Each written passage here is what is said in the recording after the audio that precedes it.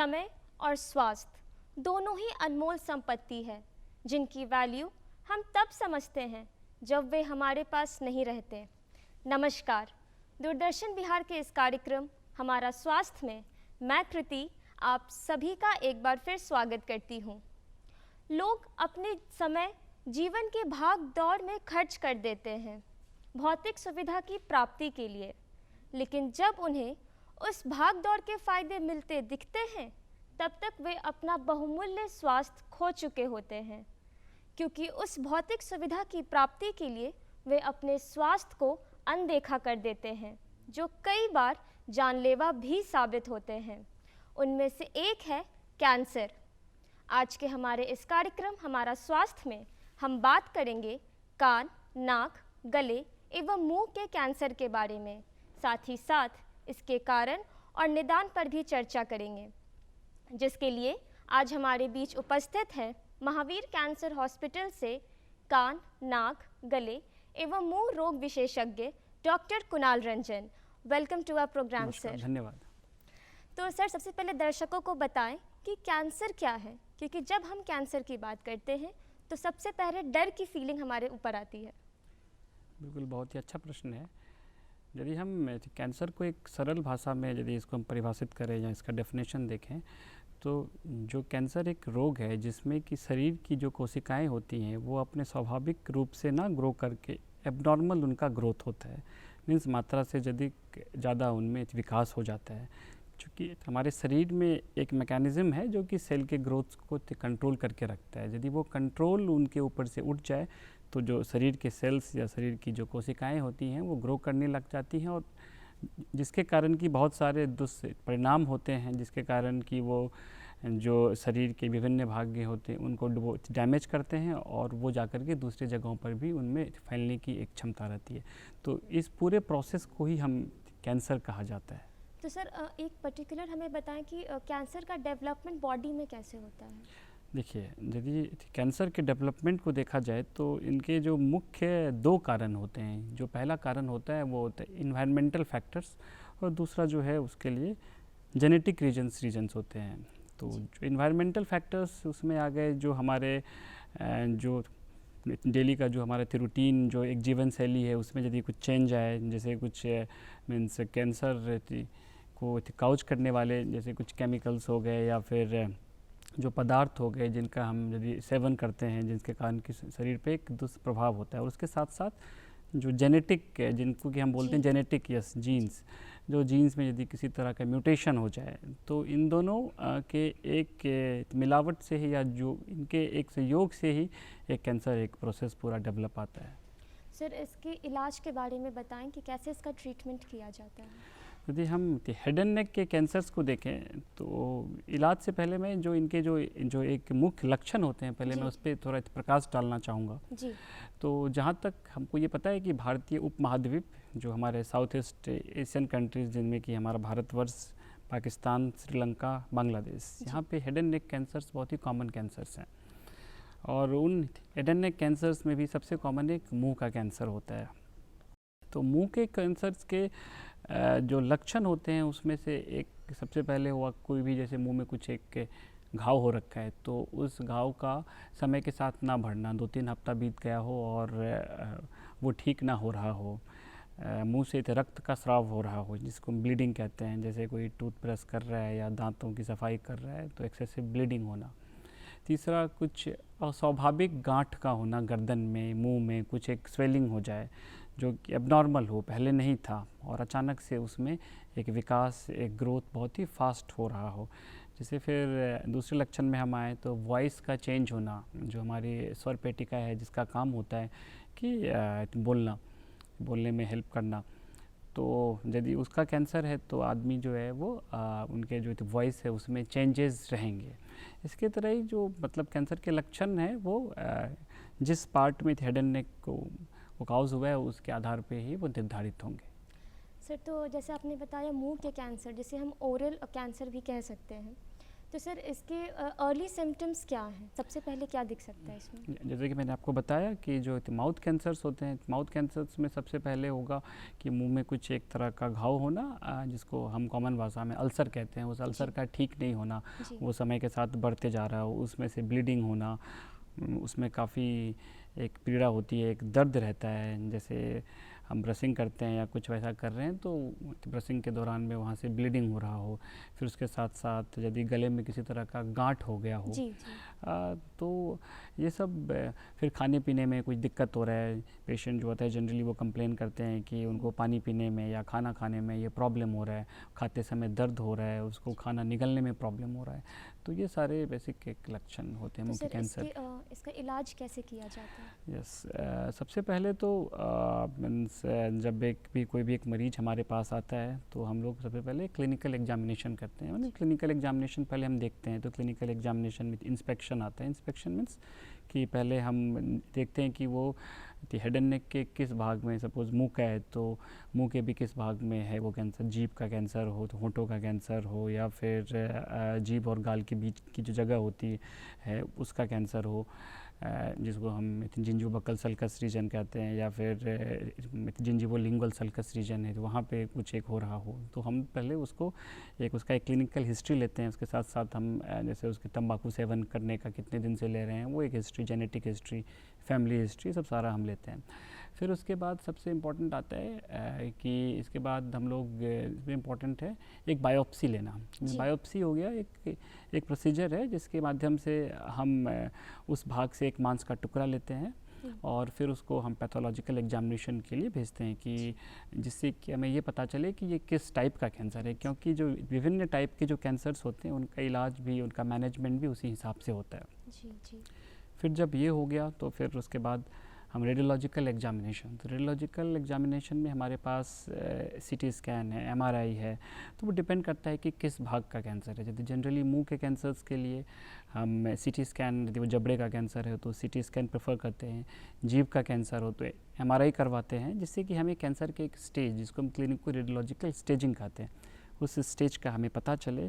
फिर उस स्टेज का जब हमें एक बार पता चल जाता है तो इसके अकॉर्डिंगली फिर हमारा एक ट्यूमर बोर्ड होता है। एक्चुअली मैं आपको बता दूं कि जो कैंसर का ट्रीटमेंट होता है ना, वो एक मतलब एक ग्रुप ट्रीटमेंट होता है, एक टीम एफर्ट होता है। उसमें हमारे साथ शल्य चिकित्सक, सर्जन्स रहते हैं, रेडियोथेरेपिस्ट्स होते हैं, कीमोथेरेपिस्ट्स होते हैं, तो वो ट्यूमर बोर्ड में डिस्कस होता है। फिर आगे की उसकी प्लानिंग की जाती है कि वो कौन सा स्टेज है, फिर मतलब स्टेज के हिसाब से उसका हम ट्रीटमेंट करते हैं। जहाँ तक आपने पूछा था कि मुंह का कैंसर, तो उसमें जो शल्य चिकित्सा को प्राथमिकता दी जाती है। सर्जरी करने के बाद हमें उसका पैथोलॉजिकल स्टेज पता चलता है। बेसिकली स्टेजेस के अकॉर्डिंग आप ट्रीटमेंट करते हैं? बिल्कुल, स्टेज के हिसाब से हम ट्रीटमेंट करते हैं। तो सर हम बात करें लैरिंक्स कैंसर की, तो सर इसमें किन किन मुश्किलों का सामना करना पड़ता है? पेशेंट्स कैसे मुश्किलों का सामना करते हैं और आप कैसे उनका मोटिवेशन बढ़ाते हैं, उनका इलाज करते हैं? बिल्कुल, ये बहुत ही अच्छा प्रश्न आपने किया है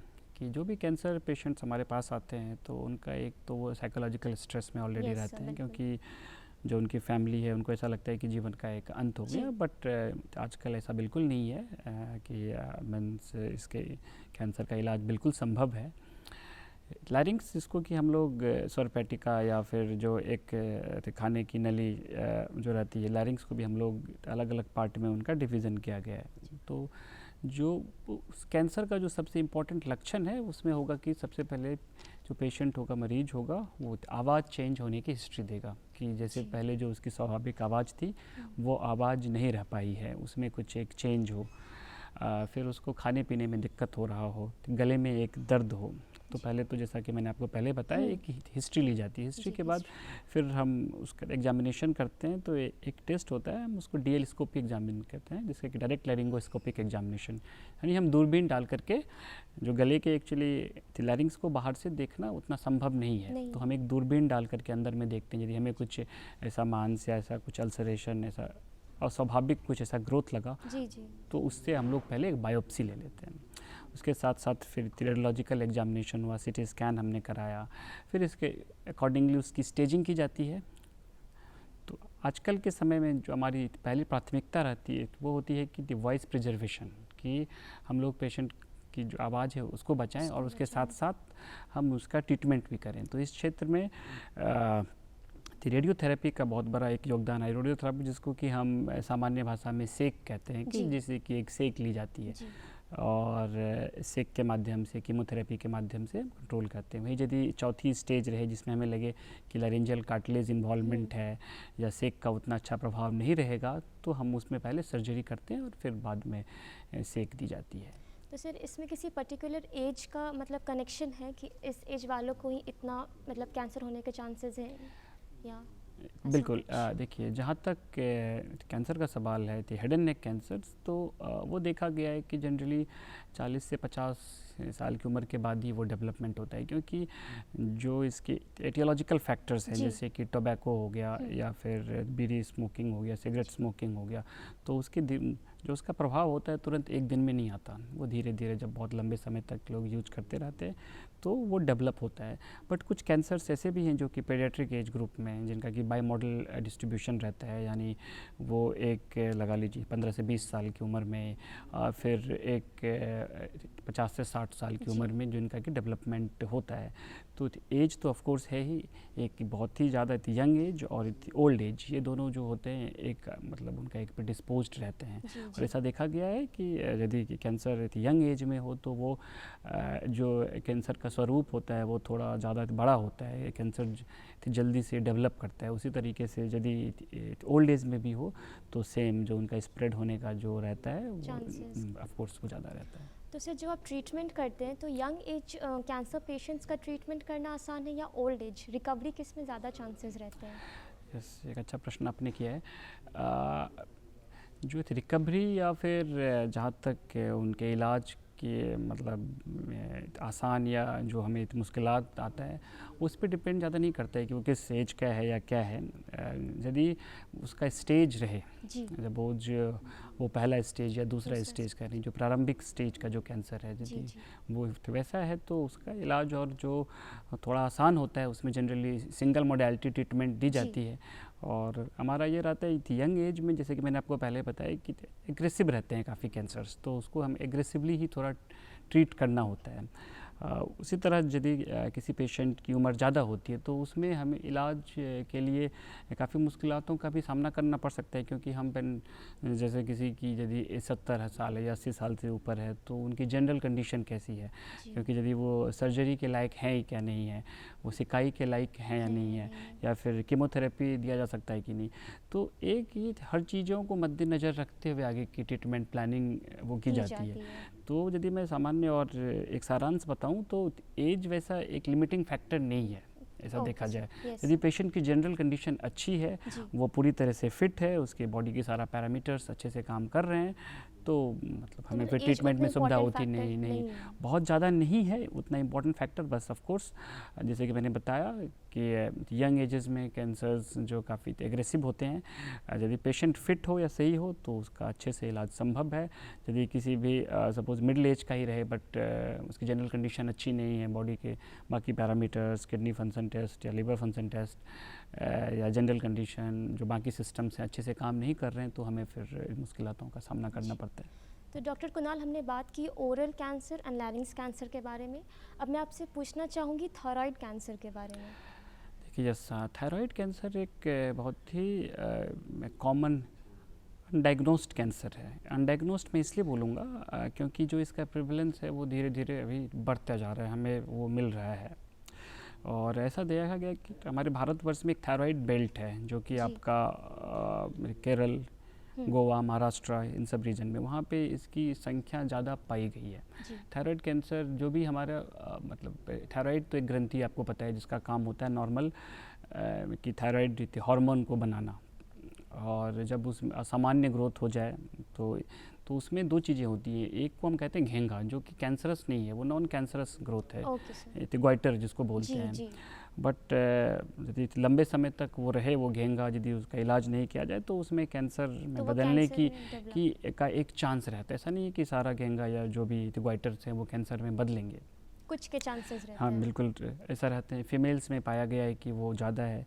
तो आजकल हमारे पास इसके इंसिडेंस भी धीरे धीरे ज़्यादा मतलब बढ़ते जा रहे हैं। तो मैं इसका रीज़न बताऊंगा कि एक इंसिडेंटल फाइंडिंग होता है, किसी ने कुछ अपना गले का सीटी स्कैन कराया, कुछ इमेजिंग हुआ, अल्ट्रासाउंड हुआ, तो उसमें हमें एक मतलब एक लीजन मिल गया, एक कुछ वैसा सस्पिशन मिल गया। बट मैं ये भी कहना चाहूँगा कि जो थायराइड की जो कैंसर होती है उसकी प्रोग्नोसिस काफ़ी ही अच्छी होती है। यदि उसका समय से इलाज किया जाए तो ये बिल्कुल तरीके से ठीक हो जाता है। जी, तो सर आपने हमें तीनों कैंसर के बारे में बताया, इसमें सबसे ज़्यादा कॉमन इंडिया में कौन सा पाया जाता है? जो आउट ऑफ दिस 3 कैंसर्स जो सबसे कॉमन है वो है मुंह का कैंसर। मुंह में भी सबसे कॉमन मैं बताऊं तो जिंजिवोबक्कल सल्कस, जो हमारा मतलब मसूड़ी के आसपास का जो एरिया रहता है, वो जीभ का कैंसर एक बहुत ही कॉमन कैंसर है। और इसका रीज़न और जो मुख्य कारण है वो है तंबाकू का सेवन करना। यहाँ पे एक लोगों की दिनचर्या में तंबाकू का सेवन एक है कि लोग खैनी को खाते हैं, चाहे वो स्मोकलेस टोबैको हो या फिर च्यूइंग टोबैको हो, जिसके कारण या अल्कोहल का सेवन करते हैं ज़्यादा मात्रा में, जिसके कारण कि ये कैंसर मतलब बहुत ही कॉमन है जी। भारत तो सर आपने कैंसर के इलाज में सर्जरीज का जिक्र किया, तो कई बार पेशेंट्स उसके लिए हामी भरते भी हैं, नहीं भी भर पाते होंगे, उनको आप कैसे मोटिवेट करते हैं if it is minor surgery और मेजर सर्जरीज? तो सर कैसे आप डील करते हैं पेशेंट्स के साथ? यस सही, ये बहुत ही एक इम्पॉर्टेंट इशू है कि जो फर्स्ट ऑफ ऑल एक तो होता है कि आपको न्यूज़ ब्रेक करना है, एक बैड न्यूज़ ब्रेक करना है कि पेशेंट को बताना यस हाँ कि वो कैंसर है, क्योंकि तो वह न्यूज़ ना केवल पेशेंट के लिए बल्कि उनके एक परिवार के लिए भी एक शॉकिंग न्यूज़ होता है। तो सबसे पहले तो एक न्यूज़ ब्रेक करना अपने आप में एक कला है कि आपको कैसे बताना है कि पेशेंट एक स्ट्रेस में नहीं जाए, कि आपको मोटिवेट करना है, क्योंकि उनको लगता है कि जीवन का अंत हो गया, उनको पता नहीं, क्योंकि बहुत सारे मिथक और मिथ्स इसके साथ हैं अटैच। उनको लगता है कि अब इसका कुछ इलाज नहीं है, क्यों पैसे खर्च करना है, ये करना है। तो उसके लिए मतलब हमारी एक टीम है जिस अस्पताल में मैं काम करता हूँ, जैसे वहाँ तो मैं सीनियर कंसल्टेंट हूँ, हमारे साथ जो हमारे जूनियर स्टाफ्स हैं, तो उसको उस हिसाब से ट्रेनिंग दी जाती है कि एक अच्छे से उस पहले तो न्यूज़ को ब्रेक करें और पेशेंट को ये समझाने की कोशिश करते हैं कि आप ठीक हो जाएंगे, क्योंकि एक आप उनको एक आशा आपको देना होगा, क्योंकि उसके बाद ही वो ट्रीटमेंट के लिए मतलब अग्रसर होंगे। तो एक वो चीज़ हुई। दूसरी बात, एक उनकी साइकोलॉजिकल काउंसलिंग की जाती है जी। फिर उनको ये बताया जाता है कि जो इसका ट्रीटमेंट होगा वो एक लंबा चलेगा, उनको ये पेशेंटली अपना ये काम करवाना होगा, ट्रीटमेंट करवाना होगा। वो सर्दी खांसी बुखार जैसा नहीं है कि एक दिन हमने दिया ट्रीटमेंट और वो ठीक हो गई, क्योंकि इसका ट्रीटमेंट थोड़ा लंबा चलता है। फिर उसके साथ साथ जो एक फाइनेंशियल इशू भी आता है, बिल्कुल तो उसके लिए मैं ये बताना चाहूँगा कि महावीर कैंसर संस्थान में हमारे कि सारे पेशेंट्स का मुफ्त इलाज ही किया जाता है, जिन जो गरीब पेशेंट्स का।